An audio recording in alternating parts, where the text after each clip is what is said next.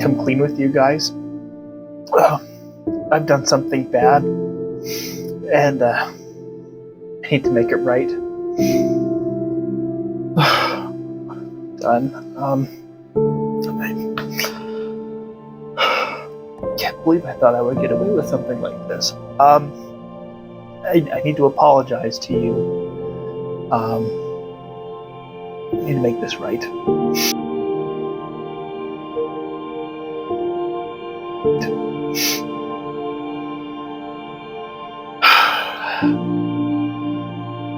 I guess I'd just best come out with it. I tried to pass off bad casts to get a video out. Oh, you thought this was a big deal? No, totally clickbait. Sorry about that too. The belt buckles I recently tried to make were largely a failure, partly in cast and partly in quality. I really don't like doing something poorly when I think I can do better. So let's try to do something better today, and let me show you what I'm talking about. Alright, so let's talk about why these failed. I think the main reason comes down to two things. Firstly, poor ventilation. You can see that there was probably a whole bunch of trapped air in here, and that's why this didn't fill all the way. And secondly, very thin. Can't really focus. Same problem with this one here. So I think that was the main problem as to why these didn't cast. So this was the original print I was working off of. I basically doubled the thickness to get them to turn out. So that means that the finished products are actually quite heavy for a belt buckle. And even the finished ones aren't great, and that comes to problem number 2. When I packed these in these molds, you can see they just barely fit. There's really not a whole lot of room on the sides to pack the sand down tightly. And that's why they turned out so porous. You can see like just all over, pitting and porosity. Let's see.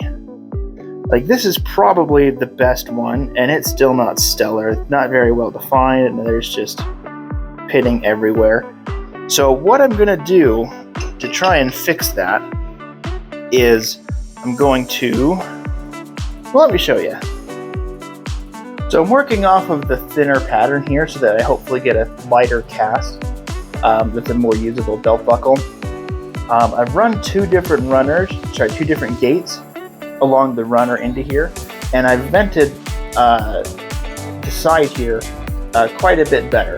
So hopefully, because everything's packed better, I'll get a better finish on the pour, and because everything's gated and vented better, it should, in theory, fill out pretty well. Let's get cracking.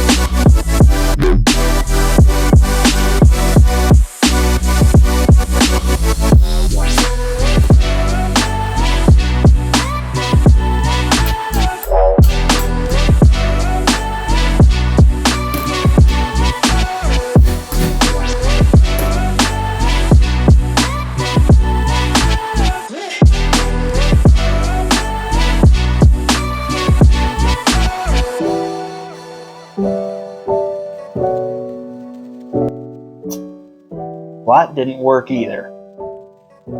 Instead of getting frustrated, I looked for help. I reached out to Perry at SW Dweeb. If you guys don't know his channel, you're really missing out on actually some really basic and detailed knowledge on how casting works and how to get good casts. And he was extremely helpful. I'm going to throw up some pictures here. It looks like my brass is freezing before it fills the mold. And his suggestion was to try a different kind of mold setup. This one doesn't have any vents like I am used to using. It also doesn't have a riser on the other end.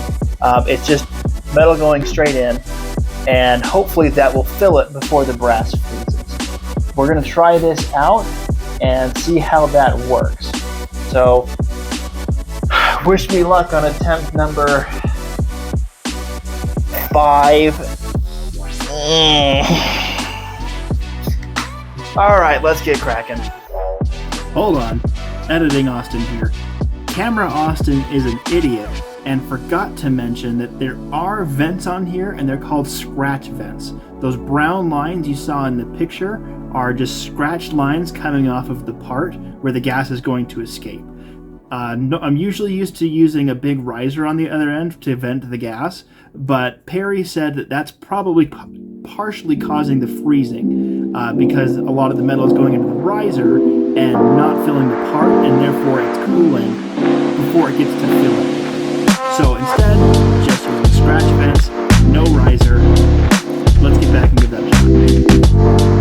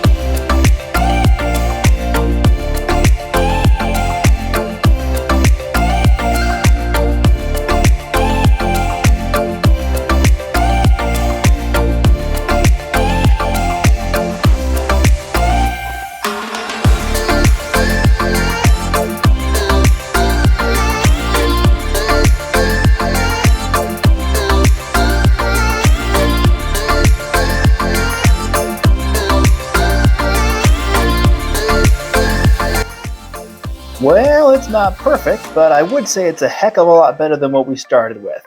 It's as thin as I want, so it's not as heavy as the other guys are. And it's actually usable. A couple of defects in the corners there, but I think I can live with that since the quality is so much better on the rest of the part. Anyway, thanks for tuning in, Kraken Crew. We'll see you next time.